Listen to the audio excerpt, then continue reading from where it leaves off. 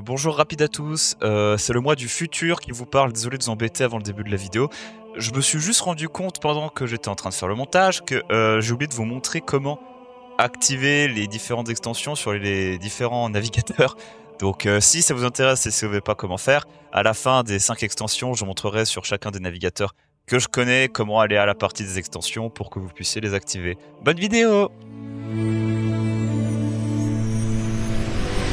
Et bonjour à tous, nouvelle vidéo. Aujourd'hui je vais vous présenter 5 extensions qui sont pour moi indispensables pour avoir une navigation plus simplifiée et fluidifiée sur internet. Alors elles sont toutes compatibles aussi bien sûr Chrome que Firefox, que Edge ou même Brave et Opera. Et je vais commencer par la première.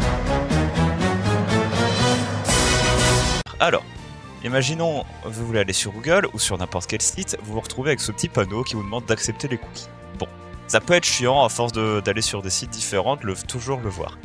Alors, pour ça, voici la page d'extension de Firefox. Donc ça, c'est toutes les extensions que j'utilise. J'ai toutes activées, mais vous ne faites pas chier avec ça, je vais que vous montrer les essentiels. Je vais activer I Still Don't Care About Cookies, et une fois que je l'ai activé, imaginons que je vais retourner sur Google. Le panneau est là, mais il est enlevé automatiquement. Ainsi, sur chaque site où vous irez, ce petit panneau sera automatiquement enlevé, et c'est quand même très agréable. Et maintenant, place à la deuxième extension qui est un must-have, hein, tout le monde la connaît et elle est vachement pratique. Je parle bien sûr de uBlock Origin.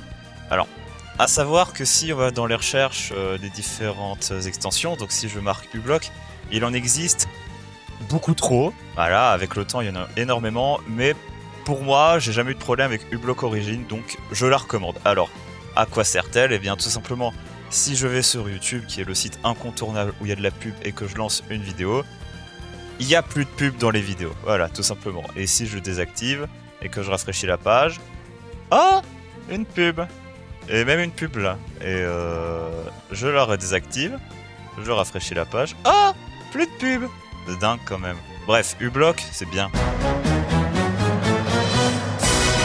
Et restons sur YouTube avec notre prochaine extension. Donc si je retourne voir notre ami JDG et que je lance la dernière vidéo, il y a une sponsor. Alors bon, celles de JDG elles sont bien, mais les 3/4, même plus les 3/4, elles font chier. Pour résoudre ce problème, je vais activer l'extension Sponsor Block, qui, comme son nom l'indique, bloque les sponsors. Et si je lance la vidéo, tada! La sponsor est automatiquement passée, je peux regarder ma vidéo.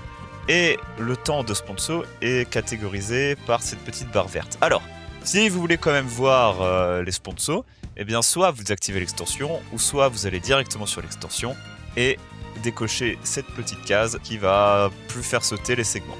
Voilà. Enfin, pour en finir avec YouTube, petit bonus, alors comme vous le savez, les dislikes sont maintenant cachés par YouTube.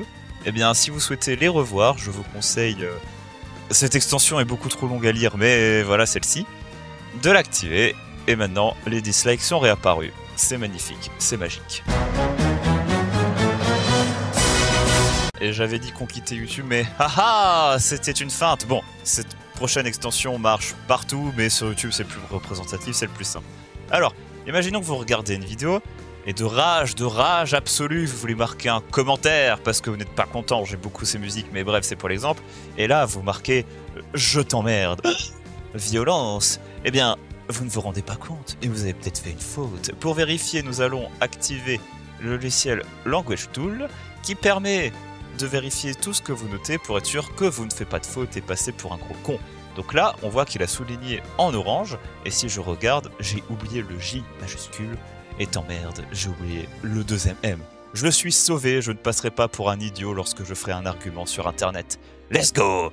Et ça peut marcher sur n'importe quel site, tant que vous notez quelque chose sur internet, il fera la vérification, donc très pratique. Et pour finir, une extension plus utilitaire, et cette fois nous avons vraiment quitté YouTube, ce n'était plus une feinte.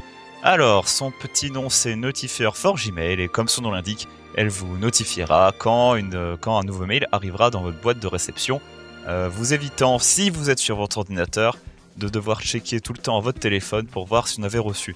Son installation est très simple, une fois que vous avez activé l'extension, vous cliquez sur l'icône du Gmail, et il vous demandera ensuite de connecter votre compte, comme ça il pourra vous prévenir lorsque vous recevrez un mail.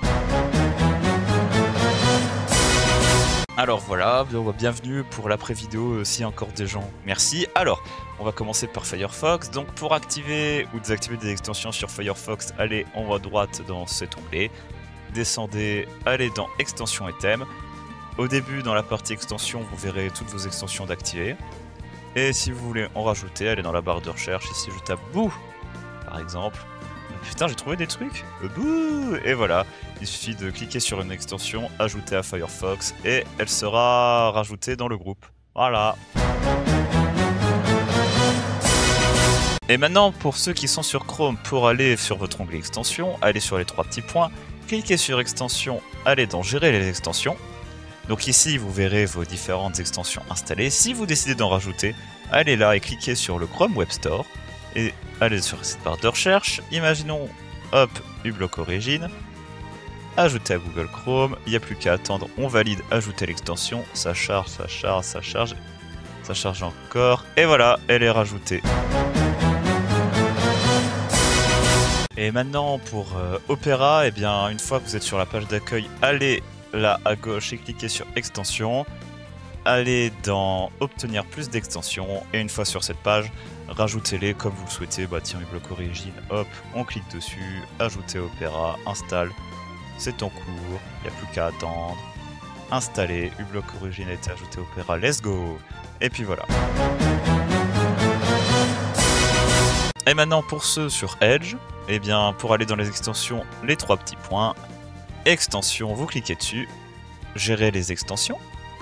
Là, vous voyez les différentes extensions disponibles que vous avez installées. Et pour en rajouter, obtenir des extensions pour Microsoft Edge. On va prendre uBlock Origin, obtenir. On ajoute une extension, on attend qu'elle charge. Et voilà, elle est disponible ici. Et puis je mets l'œil et comme ça elle apparaît. Et enfin, pour finir, Brave. Alors, allez en haut à droite, cliquez sur Extension, allez sur le Web Store, parce que n'oublions pas que Brave est relié à Chrome.